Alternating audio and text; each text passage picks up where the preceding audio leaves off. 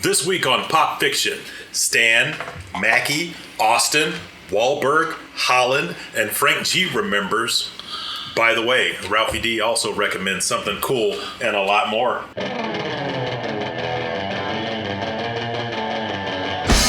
Okay, this is 252 Pop Fiction, where you'll find all the news and reviews in pop culture that's right to type. Today's top story. Is it possible that Captain America is ghosting the Winter Soldier? Sebastian Stan appears to be struggling to gain recognition from one of his co-stars. Anthony Mackie, Chris Evans' replacement as Captain America, hasn't answered any of the actor's texts in months, according to Stan. That's pretty funny. He's getting ghosted by apparently since like last November was like the last thing he texted him was like, hey, I got my Christmas tree up. Anthony Mackie sent him nothing. He's big timing him. You know what I'm saying? Yeah. He's doing that, and he's like, well, I guess we're on break. And he doesn't understand because the last time they were still gushing over each other when Sebastian Stan was doing his Pam and Tommy? The Pam and Tommy, and Mackie was like, yeah, my boy Sebastian, he killing it as Tommy and stuff like that. So then now there's nothing. And I think his feelings is a little. I think so, if it's news. Yeah. Well, you know, it's a slow news week. I guess so, yeah. There's nothing really going on out there. Wow. Gas is $6. I know. There's nothing going on. There's a fucking war. Shit. So let's talk about who's ghosting who. Yeah. But we like to keep it light. Exactly. How does that affect our pop culture? Yeah, you're right. Exactly. Only in every way possible, but you know. Russia can't see what we watch it. They ain't got the Batman. We do. Take that, Putin. Saying if they did, they probably wouldn't be fighting all the goddamn Man, shit. All right, Netflix has revealed that it is experimenting with new features aimed at preventing broad password sharing with people outside your household. The test comes months after the streaming behemoth revealed that its monthly pricing would be raised once more. Yeah. Yeah, so I put this story in for three reasons. One, they just upped it to $17, and now they try to pop you for fucking $20. $20. And they're gonna tighten down on password sharing. No more sharing your password with broads, apparently.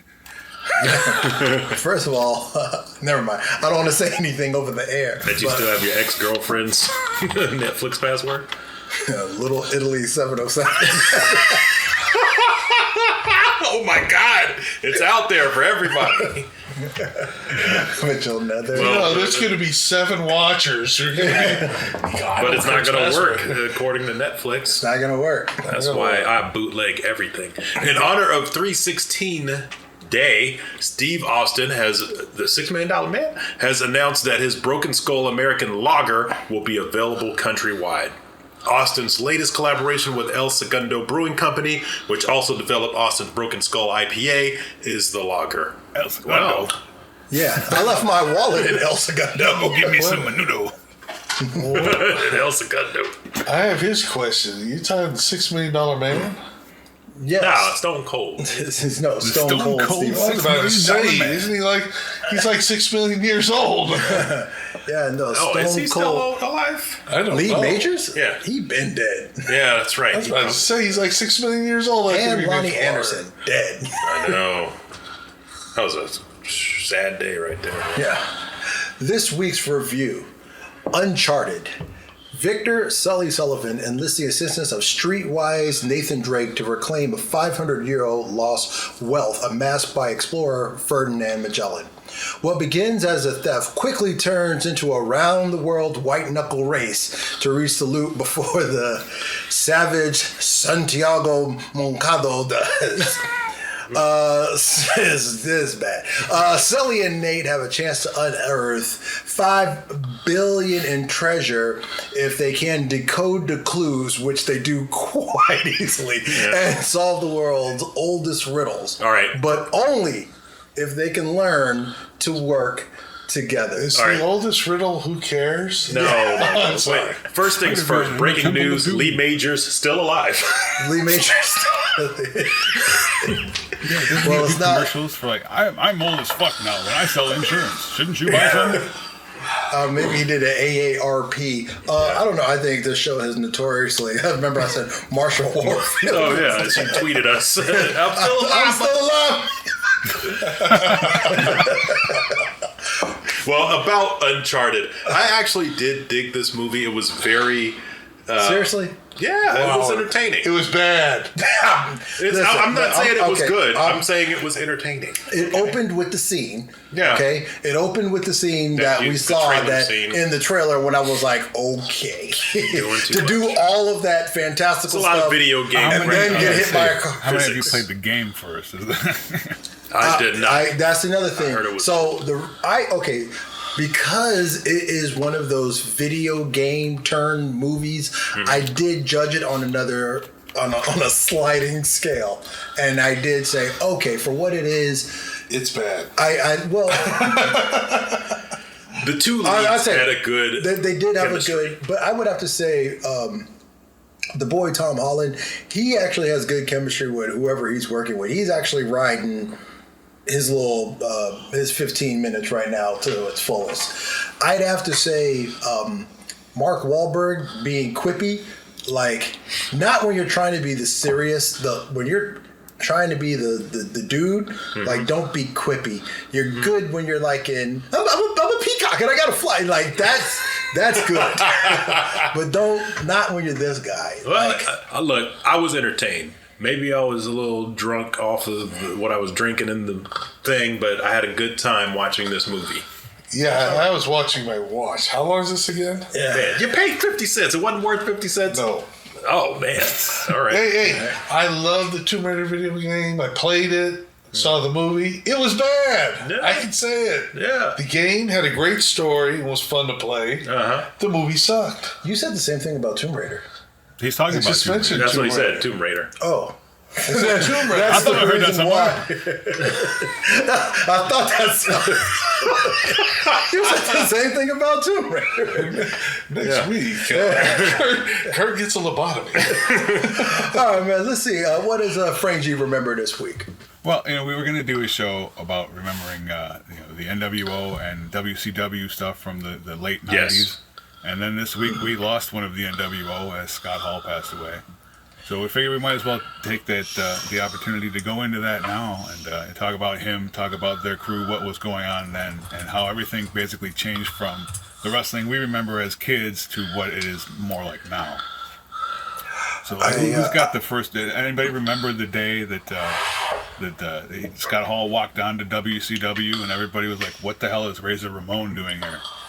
Yes. I can tell you this was around the time that Hart was he was dating this girl, and this is a long story. Yeah. Buckle in. Hart was dating this girl, and her boss gave her tickets to a WWF event. And she was like, I got all these tickets. Nobody that I know. She was like, maybe your childish friends would like to go. We were 20 at the time, as was this girl who's actually a woman. Okay. I sure do love some. You'll be a woman soon. So when Harp said, "Hey, we got these tickets and want to go," it's in Oakland and stuff like that, to the wrestling thing. San Jose. Of course San Jose. Excuse me. We were all like, "All right, well, let's reacclimate ourselves with wrestling since none of us had seen it In years. So this takes us right to the thing where we're going back and forth, and we see Razor Ramon on WCW, but he's not Razor. Yeah. He's Scott Hall. I remember him being in the jeans and the jean vests. The Men in Black T-shirt. Yeah. Yeah, and it was coming in, and we were very confused because it was the first time someone, or at least for us, looking somebody who was all gimmicked up, Right. now playing himself, so to speak. And we were going back and forth because we didn't know what was. No. We were watching.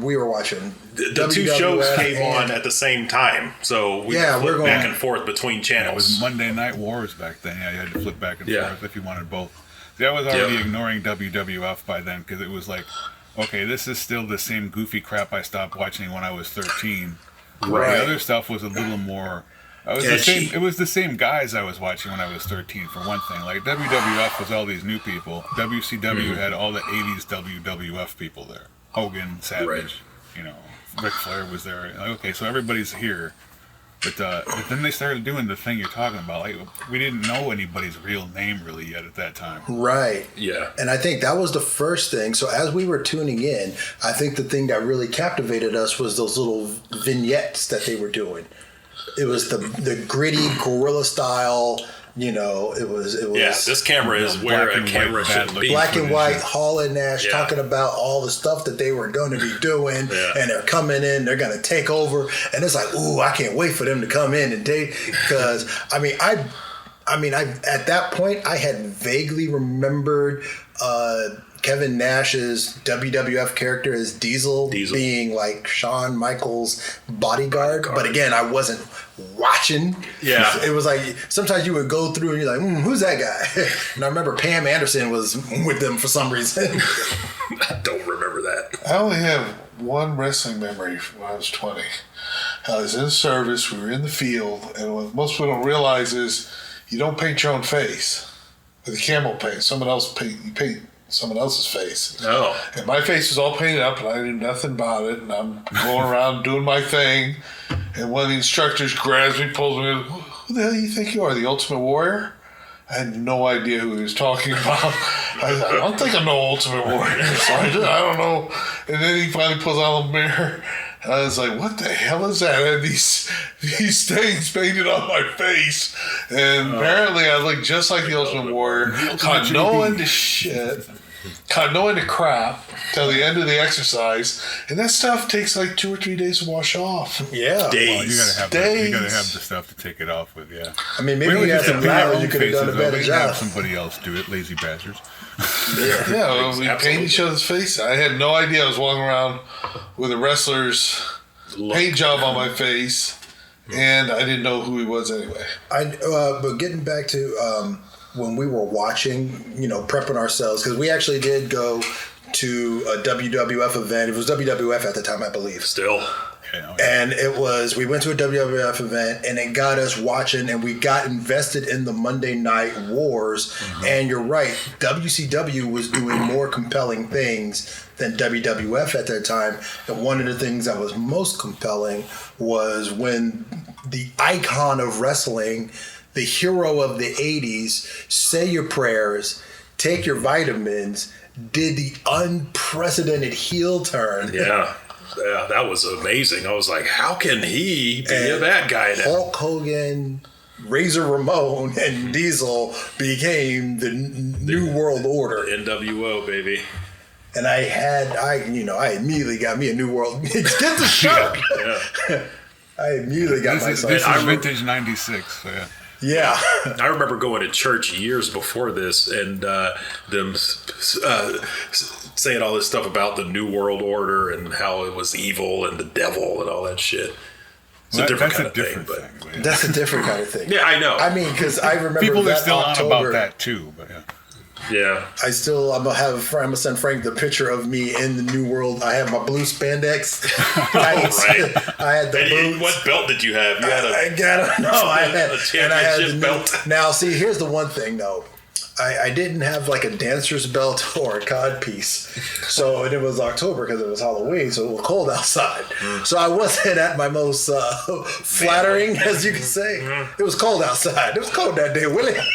You should have at least stuffed a sock in there. It was. I had no idea. I was coming outside, and I was like, "Oh no!" Remember that album by Will Smith, Big Willie Style? Yeah. Kurt was the opposite of that. It was so cold. Hey man, the motherfucker hides when it's cold. Yeah, it was very cold. I was in the pool. Shrinkage! There you go. 2 Seinfeld references back to back. It shrinks? But you know what? The countless hours of entertainment that Scott Hall dropped on us, he will be missed. Even some movie roles that he did as well. You know, Scott Hall did.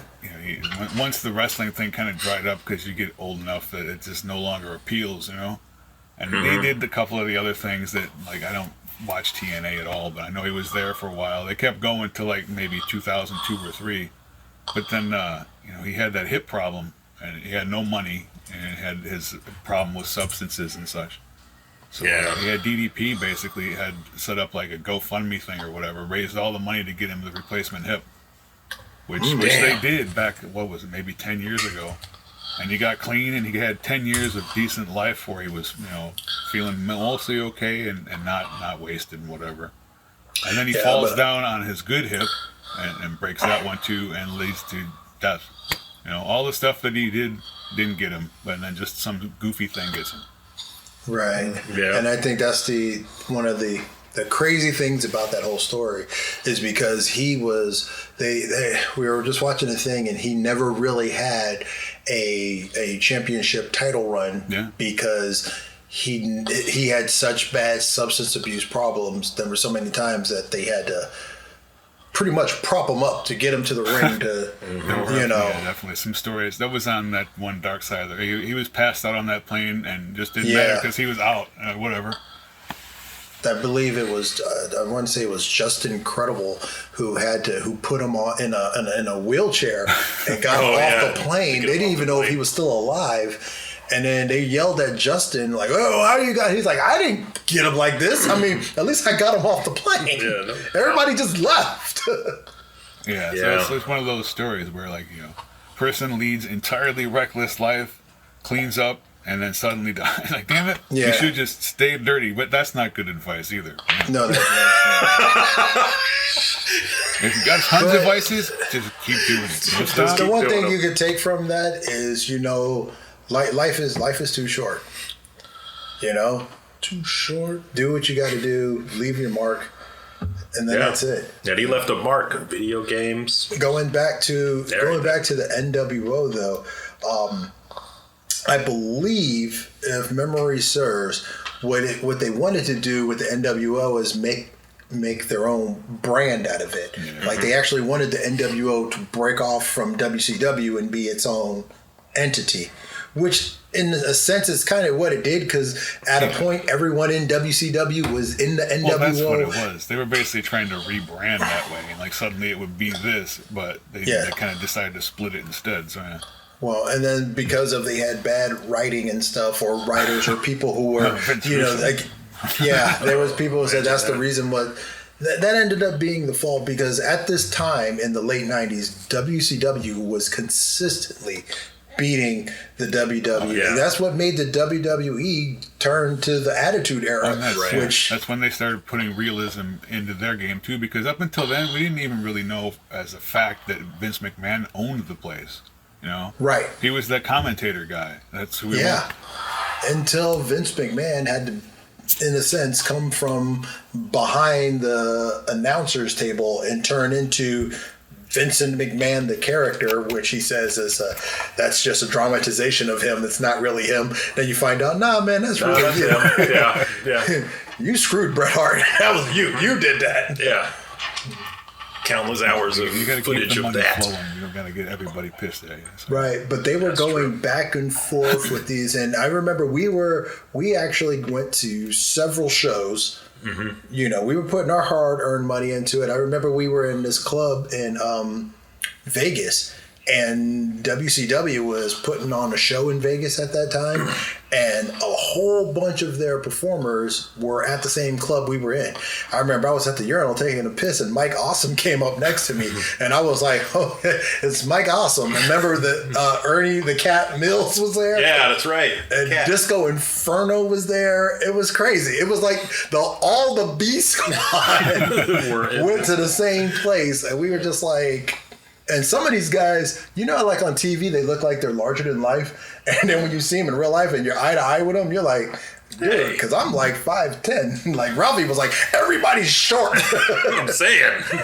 Yeah, that's you get used to the scale of what because somebody's actually big. And because he said that about what was it, Chris Jericho. Chris Jericho is tiny. Chris Jericho's tiny. Yeah.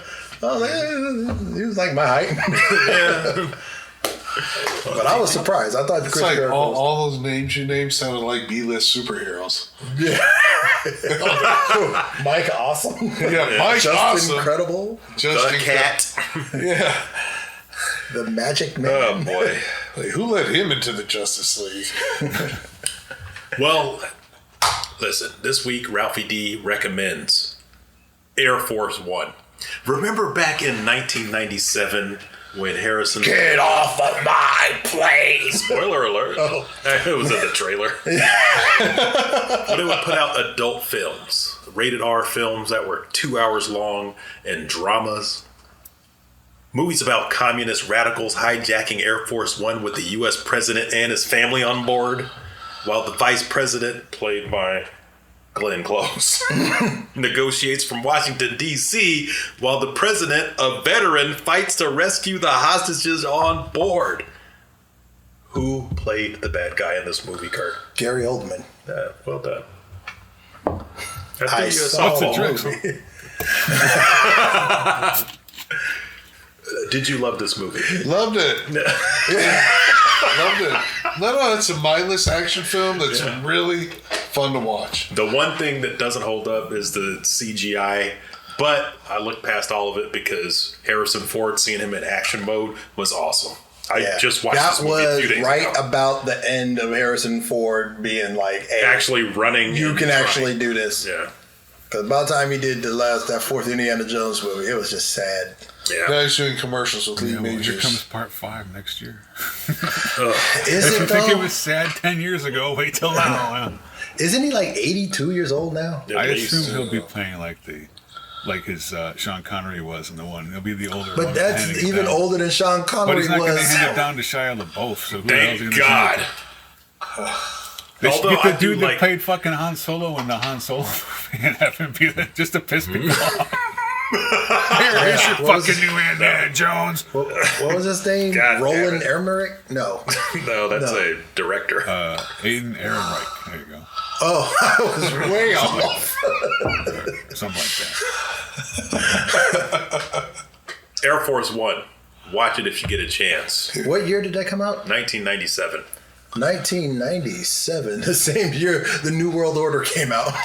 Right. There's about When 4 Puff Daddy people was haven't. There's about 4 people haven't seen that, so we hope they're all watching. Oh, definitely. But I just remember stocking the Blockbuster shelves, and we had hundreds of those freaking movies, man. So many. You know, one thing I'm going to say about this that I didn't notice, but I was watching one of those videos, and they were saying actors who do the same things and all the time. Yeah. Harrison Ford is a pointer. Yeah. Whenever he's trying video. to make a point, no pun intended, points. he points directly, and he does it in all of his films. Just Tom how Cruise Tom runs. Cruise runs. The upright run. All the way back to Empire, for sure, in Star Wars. Yeah. Yeah, Star Wars. I could arrange that. And not only that, but they were saying all this stuff. And until they said that, I was thinking back on every Harrison Ford movie, and I was thinking, Fugitive, points. Empire Strikes Back, points. Yeah. Star Wars Star Wars, points. shoots first. I'm trying to think. I'm thinking of the Jack Ryan movies. I don't remember him pointing in those, but he must have. He did 2, right? He did Board 3. Game. He did Patriot Picture Games, Games, Fear and Present Danger, or Clear and Present Danger. Clear and Present Danger, and No, that was it. no, that was it. Was that it? Yeah, that's Yeah, it. that was it. He did Because too. the Baldwin was in. He did. Humphrey in October. Humphrey Red Red. October. And Some of All Fears was what's his name? Reindeer Games. Right, that was Ben Affleck. Affleck. Ben Affleck. And then the last one was Chris Pine. Yeah, I didn't see All that. playing Jack Ryan Yep, and now John Krasinski is playing him. in the show. Yeah. I don't remember him pointing in those movies. I Well, remember- come on. You got the whole movie in your head. no, I just don't recall. He's usually iconic. That was a pretty good Harrison Ford point you did there, JP. I'm Ralphie D, and that's news to me. I'm cool out of curtain. That's my story, and I'm sticking to it. You know what? I'd like to think what you Here? hear. We think like to what you hear. Take 2. Look at us comment below down here. Comment, leave below Superman us Bizarro, down. am I? If you like this video, please check out other videos on our channel. And I'm JB. I'd like to give a shout out to my man AL at Comic Safari. And this is 252 Pop Fiction, where you hear it first. We ran really long. We did. That was a long one. Thank you.